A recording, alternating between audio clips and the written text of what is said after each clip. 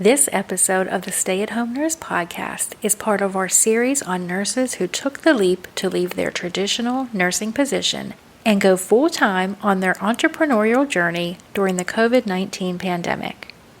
One of the biggest decisions you have to make in your journey from side hustle to full-time entrepreneur is when to make the leap.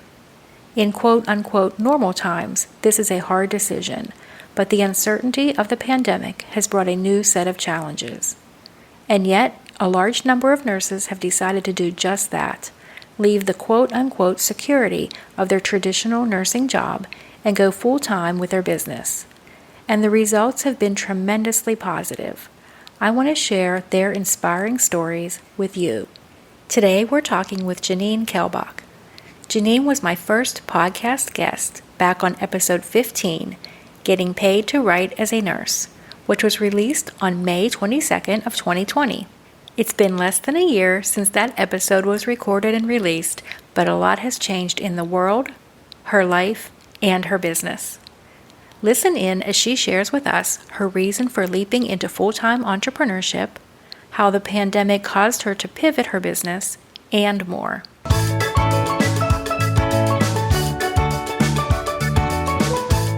Welcome to the Stay at Home Nurse podcast. I'm your host, Deanna Cooper Gillingham. For over 25 years, I've strived to use my nurse credentials to find work that fit my lifestyle, whether it was raising my 4 children and 3 fur babies, traveling the world, or moving to Mexico and living on the Caribbean Sea. Sometimes I succeeded, and sometimes I failed, but I always learned from the experience. Now, I want to help you by sharing what worked and what didn't work. There are so many opportunities out there for nurses today. The Stay at Home Nurse podcast will inspire and equip you to have a nursing career that is meaningful and supports your lifestyle. Now let's get started. Hi, Janine. Welcome back to this week's podcast. You were my first guest way back in, I think it was May of 2020, and a lot has happened since then. So I wanted to have you back on, especially now that I'm doing this series on nurses who have taken the leap and gone full-time with their side hustle during the pandemic. So welcome back to the podcast. A lot has happened since you were on the show back in May, but to refresh everyone's memory, start off by telling everybody a little bit about yourself. Sure. Well, thank you again for having me back. I appreciate it. A lot has changed, and wow, it seemed like May last year was so far gone at this point, like 10 years ago, right? But really, it hasn't even been a year yet. But a little bit about me. I am Janine Kalbach, and I own writern.net. When we talked last year, it was just my sole company. I was a freelancer and doing that solely on my own. Since the pandemic, it has grown, and now I actually have a team of nurse writers, and we serve multiple clients with health care writing topics. That is so awesome to think that during the pandemic, you've actually grown. And I know a lot about your story because we're actually in a mastermind every week together. So we've been working together closely throughout this journey. But I think it's incredible what you have done in such a short amount of time. It seems like forever ago because you've accomplished so much. So I kind of want to go back a little bit. Let's start off by reminding everybody what inspired you to start your side hustle / business in the first place? From before the pandemic? From before the pandemic. Why did you even think that you wanted to do something outside of traditional nursing? So before the pandemic, it was to be home with my kids more. I had in 2013, my second son was born in 2012, and I knew that I needed to be home a little bit more. And I was just searching for something to do on the side. So I went down that Google pathway of just side jobs for nurses, what nurses can do from home. And freelance writing came up, and it didn't come up as something nurses per se were doing, but kind of what you could do from home. So I joined a group of moms who were writing, freelancing, and making money at it. And I was like, well, I'm a mom. I can do that too, but I'm also a nurse. So maybe I can write on healthcare stuff. And from then, it kind of branched out from there. I had mentors and helpers from that. And then along the years, I just learned that other nurses wanted to do that too. So they came to me and I kind of showed them a way, mentored them a little bit, coached them. And I've had other nurses that have grown their own freelance health writing businesses and they're profitable. Some are still working at the bedside sometimes. Some have built this into a full-time gig for themselves on the side and now they work PRN as a nurse. So that's kind of where it started at the beginning before the pandemic. Right. So then the pandemic happened and you have completely, I don't want to say completely, but you have pivoted your business model since that time. So tell us what happened back at the start of the pandemic that made you decide that you need to do something different. So I think it was fight or flight kind of set in. It was like, okay, Janine, now your kids are coming home. We don't really know what we're doing for virtual school. Your son's on an IEP. There's intervention, but we don't really know what we're doing with that. Your other son's in high school. Good luck with that. Like, how are you going to? Okay, so I had to go. Okay. Oh, and then your husband's coming home to work full time. Okay, so how are we going to do this? Well, someone had to be there for the kids, and that essentially is me because I don't work the banker hours that my husband works. So I had to figure something out. So I knew I was getting a little overwhelmed. And I had friends now that were writers that I coached along the way. And I was like, hey guys, wondering if anybody's looking for some opportunities to write, I'll subcontract you. And, you guys might be like, well, how the heck do you even know to do that? Well, I had some friends in the freelance world that were subcontracting. So I asked them, like, how do you do this legally? And can I do this? And da da da. So I figured all that out. And within like a month after the pandemic started, I had a couple contractors taking over some of my assignments. And then I took a little bit off the top so I could, pay my bills and they were able to pay their bills. It's still a good writing rate. And from then it just kind of snowballed. I had more clients reach out to me for writing work. And I said, you know what? I work with a team of writers and I would onboard more writers. And it turned into, I probably have about 25 writers on my team now, and we just take on different clients. They love it. They love the different specialties that all of us nurses come from. They love that the nurse tone behind things, the nurse's experience behind things. So it kind of just blossomed from there. So I remember we were sitting on our mastermind one day and Janine was telling us about what she was doing. And we're like, you're an agency. And So it I just guess kind of, I am an agency. you had never put that name to it, but you had gone from a freelancer to an agency in about a month, really. About a month. I talked to other agency people that have agencies. Like, I don't feel like I'm an agency owner, but I guess, you guys told me I am, and I am. And I call it the accidental agency because that wasn't the plan. And it pivoted to that point. Normally, I have a very thought out strategy for a lot of things I do, but this was kind of like I said, like a fight or flight. I got to figure out something. It was a pivot that it ended up working out. There's so many businesses that struggled during the pandemic, and I think the ones that survived were the ones that did pivot in a sense. So I had to do what I had to do in a sense, and now it's great. It's actually where I want to be because I love to write, but really my heart goes to project management. I love project management and the systems and the tools and the onboarding and the, taking a big picture thing and boiling it down into those step-by-step processes. So it's really been awesome how I've developed it, and it's really in my zone of genius in a sense. Yeah, it absolutely is. And just to give people a perspective about how long had you been in business? So I started Write RN in 2015 officially, like November of 2015. So 5 years or so. So if this pandemic hadn't happened and this stake wasn't put in the ground, do you think you'd still be doing what you're doing now, or do you think you would still be doing what you were doing before? With the pandemic didn't hit, I was on my way last year to making the income I make at the hospital. Would I have left? I don't know. I don't know because you guys definitely pushed me to leave. But you guys were pushing me to leave before I had the agency. So, and I say you guys, this is like the mastermind we're in. They were pushing for me to leave. And income-wise, I could have done it. But now it's like a no-brainer. So now it's like for sure. I like how you say we were pushing you. We were asking you questions that you would answer for yourself. And Sure. then you would realize on your own that things weren't. And just to get everybody kind of up to speed, one of the questions we asked her was, okay, why you're spreading yourself thin. Why do you want to stay with your hospital job? And tell everybody what the answer was. Because of my PTO. I had 280 hours of PTO, and the funny thing was, I couldn't ever use it.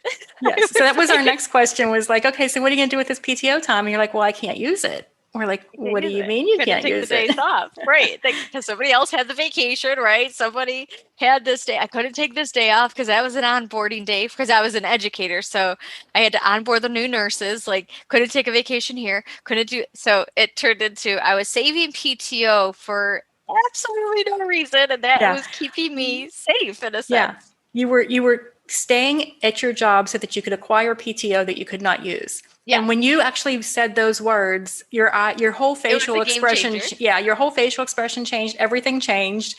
And we had actually given her the suggestion that she talk to her husband and come back the next week. We were meeting weekly. And she texted us that night and she's like, yeah, I'm quitting my job. And so like, what? Well, yeah, I talked to Adam and he said the same thing. Yeah, you are keeping your job for PTO that you don't use. And I'm like, yeah, and I have no regrets. Actually, my sister asked me yesterday, she's also a nurse. And I tell her all the fears and stuff of letting that job go in a sense. I'm still PRN, but we'll see how long that lasts, right, Gina? and tell them how much time you have to work PRN. 2 shifts every 6 weeks. 2 shifts every 6 weeks. And what do you do every time you have to go in on one of those shifts? Oh, I have to go to work. I don't want to go. Once I'm there, I'm usually fine. But it's just I love what I'm doing now. Not say like I do like the job when I'm there. I am liking it more because I'm not in that management role. And that's I'm there for patient care, which is always nice. And I'm not involved in any of the politics anymore, which is, I hate the drama. So this is so nice. I had a past guest that said she loved working when she didn't have to work. So she didn't have, she didn't have to work 100%. To pay the bills. And I have to go in. And when that I have to is taken off and now I get to go into work today. And it's great. I'm saying like how nice that is right now. But I don't know how much I'm going to love, going to work when it's July and beautiful outside. That's where it's going to be like the 2 shifts in 6 weeks and be like, oh my gosh, this is even worse now. Yeah. So we've all taken bets on how long she's going to last. Yeah. And yeah. Okay. So it sounds like it was a pretty gradual transition and then it went really fast. So it was gradual. And then it just kind of happened very quickly that the actual going from working, you were actually working 3 different positions, if I'm not mistaken. Yes. At the hospital, plus your writing. Yep. Okay. And then you went down to now just PRN it was a gradual, that you kind of took baby steps towards that, right? Well, from June until I actually put my notice in November, that went super fast. But if you look at the past, like from 2015 to pandemic time, I was slowly cutting back. I did go into that educator role because I thought I was going to get more flexibility out of it. I didn't. But if I look back, I was doing before writing really part-time came over me. I was doing a home care job. So that was a big chunk of change to a point that I was like, I'm going part-time at the hospital. I would do 3 12s 1 week, 2 the next. And that third 12 was covered by the home care job. And then gave up the home care job because they cut our pay to like a quarter of what we were making. And it was just very dangerous. And then so I went back to school then, and I was like, Adam, do I have, like, please don't make me, like he had a control over me, like, don't make me go back. We'll be fine. So I was nervous about going back to school and working full time, not because of the workload, but because financially we paid for it out of pocket. So it was like $600 extra a month just to have my degree. So I went back anyway because I knew I had to. But I did not pick up extra. I'm like, let's just see how we do. So we did the 3 12s 1 week, 2 the next, picked up the writing and really started to make more money, up my rates, get more clients. And then from there, it was more like I'd write and then I'd pick up some little side thing. I was doing research nursing with a friend of mine. But again, that was flexible enough. It was still like 4 hours out of my day though, which sounds like nothing. But when you're like deep in a writing thing and you're broken off, you have to travel, come back. Like it was still like, it ended up being like 5, 6 hours out of the day. Then you get the kids and da da da. So, when I really look back now, I wish if I had a regret, I guess, I would look back and have done the writing solely with the hospital job part time so I can focus my efforts on one thing at a time. And that's actually what I tell a lot of people. They're like, oh, how do you manage it all? And it's really those pockets of time, those, I call them the hours of power, where you can really just focus and then break away. And when you get to the other stuff like emails or social media or whatever, that's more in the time where you aren't in that deep thought pattern. So those hours of power, I wasn't getting enough of those or enough of a good one when I was doing the research job, the hospital job, and the writing job. So nowadays, it's just really nice. I never realized when you have that freedom to really focus on what you want to grow or do, how fast things really grow. And you have strategic efforts and you have that think time and that, it's just different. It's just a lot different than it was. So right now you have pretty much complete control over your schedule. Oh my gosh, yes. And like even like we had to go to the orthodontist yesterday. I'm like, excuse me, like, you're messing up my day. They're like, well, he's gonna need braces. We have these phases. The next Wednesday, can you work this time? And I was actually able to say no. I said, you know what? No, I have a meeting that day, and I have my own client meeting I have to do that day. So nobody owns my schedule anymore but me, which is huge. I mean, before, like I said, it was to be home more with my boys. Now it's I want control over my life. In summertime, I cannot wait because this year is the first time ever that I will have complete control over my entire summer. We have spring break next week.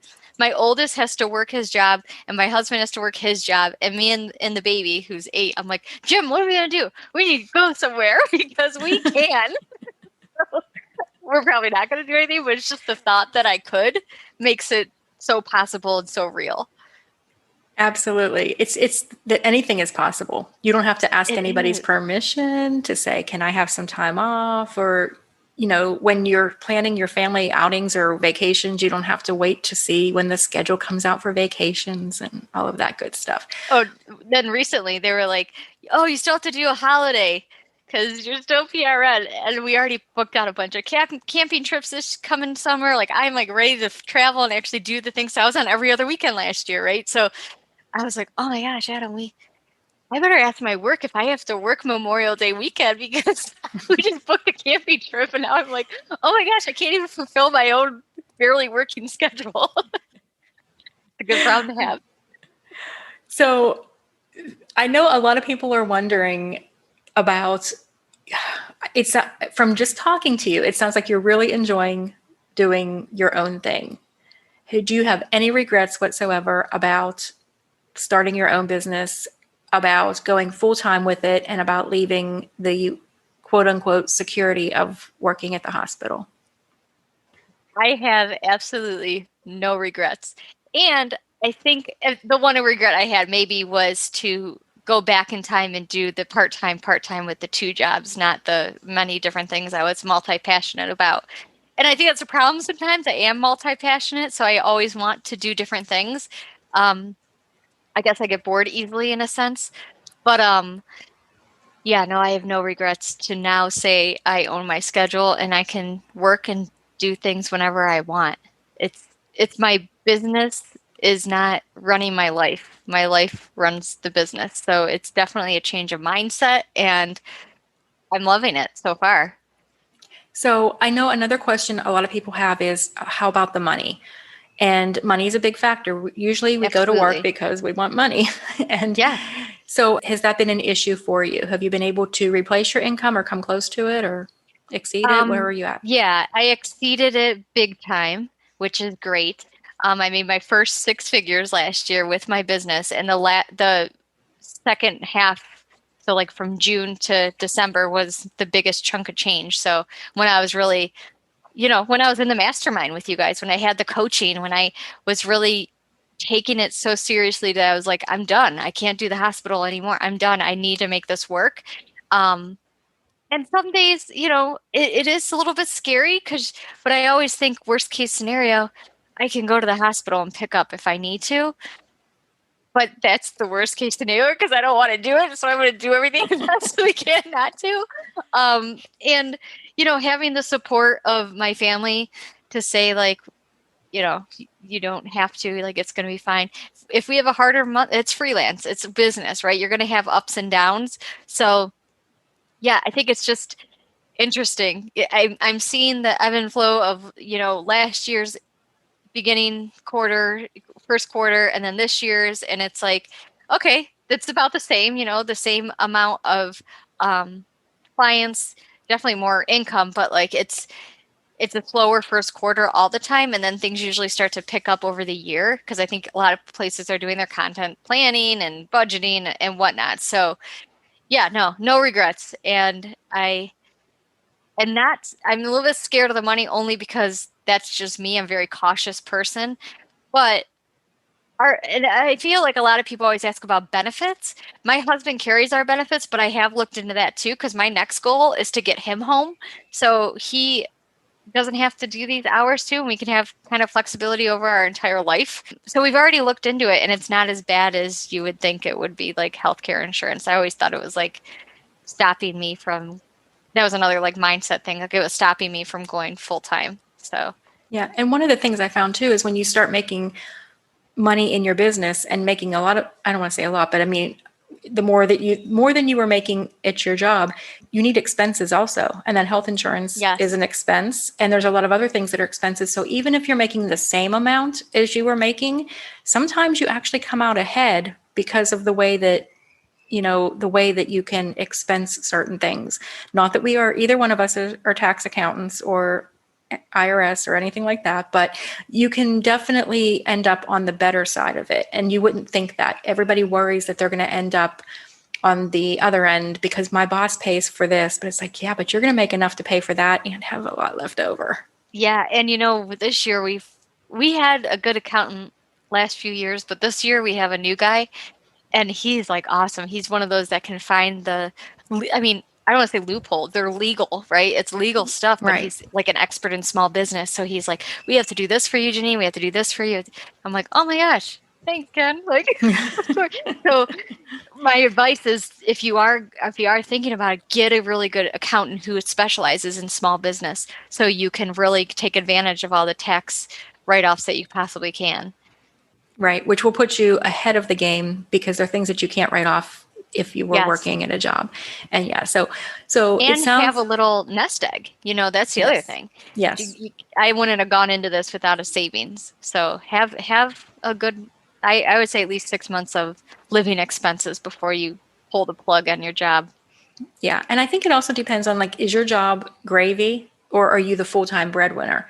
If you are the only person who's working and you're a single mom and you have kids that you have to feed, you need to have a little bit more of a safety net than somebody who they go to work, and we've all worked with people who are there, but they're working part-time and their money pays for the vacation. Yes. And so, you have to kind of look at what do you do with your money? What do you have to do with your money? And that can help you decide how soon you can take the leap. For sure. And I do go to work sometimes and I'm like, this is easy sometimes compared to my days at home, but it's not. Overall, it's not. Like, it's nice to go to work, know what's expected of me, and come home. But at the same time, that's because I don't have to do it all the time. So going there is kind of like, do my job, come home. But this job, it's definitely a different kind of stress. Nursing has its own stressors, but working in your own business is a different stressor, but it's not anything I ever want to go back to the hospital or anything. Nobody's going to die because you didn't get Nobody's that going to article die. in on Yes. time. Nobody's going to die.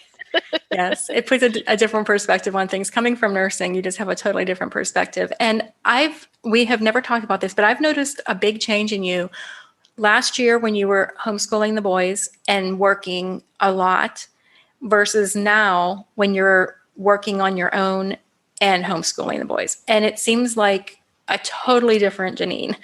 The stress levels, even though you're doing the same thing, you're still Yes. working and homeschooling. So tell us a little bit about that. Just the stress levels itself. Yes, yes. So Oh what my has it done gosh. for you to, instead of having to go into the hospital and work and have more flexibility over your time versus before, you were always like, "Arr." Right. I was very, I don't want to say angry. Was I angry? I was very annoyed because I'm an implementer. I'm a fast thinker. I'm like, if we're going to do something, we're going to do something now. And it would frustrate me to no end that a simple change to make things better could never happen. So but in my business, I can make it happen overnight. I can make things happen for clients very quickly. Like that was always my thing. And they never appreciated me and they never appreciated the work ethic I had. And so, yeah, I definitely understand what you say. Like I was a very different person in the sense of I'm very laid back now. I don't have any stressors. I get my emails, I read them, like whatever, like doesn't really affect me anymore. But before it was like everything affected me. Everything they would say, they'd text me, they were not great. It wasn't great leadership. It was poor leadership and lots of drama. It wasn't my cup of tea. Um, and my kids see it too. They're like, "You have to go to work today. You have to go to the hospital." I'm like, "Yeah." Oh, I'm like, "Okay, you think you guys don't want me here? I'm here all the time now. You think you would want me gone?" But you're a different You don't. person now because you're more, and it's your true personality is more laid back. Yes. And, and when you were going through that period, it seemed like you had a lot more stress and it was coming into your home and it was stress from the hospital that you couldn't control. But yet now you have your own business and you would think you would have more stress Right. having your own business, but you actually, I think because you have the control and you can do things and you can implement, you can have an idea and have it implemented the next day versus having to go and talk to somebody Have and another try meeting to and get their another meeting buy-in. and Yes, another yes. meeting. And what's cool is this morning, actually, I was talking to my sister again, the nurse, who was like, "Do you have regrets?" And I did an early workout. I had a bowl of oatmeal, and then I was like video messaging her. I'm like, "Listen, I have a lot of meetings today. I am be very busy." I said, "But this is nothing because you know what? I just got to eat. I got to help my son with his homework, and I got to ride the bike. And I know at work, I wouldn't have been able to do any of that. I could even walk outside today if I wanted to. At work, can't even do that for 14 hours." I'm like, "No, And this I don't have any summer, regrets." Oh, in I this can't summer, wait. I know you'll be working on your back porch. Yes, yes. And you know what's funny? Last night when I told the little one that we're gonna leave town next week, I go, "You know what we're gonna do? We have our passports. We're gonna go see Deanna. Next week we're going to play or go see Deanna down in Mexico." And I was I'm like, sitting in "Okay, your room Janine, right now. It's ready for right? you. There you go." Well, Yeah, I love Janine, working outside. It's perfect. this has been, and I thought when I got to work from home, like as a case manager, like, oh, I can work outside. No, you can't because you can't No. use Wi-Fi. You have to be Etherneted in, and you have to have your phone. And yeah. So the only way I could actually work outside, like I like to do, is to work for myself also.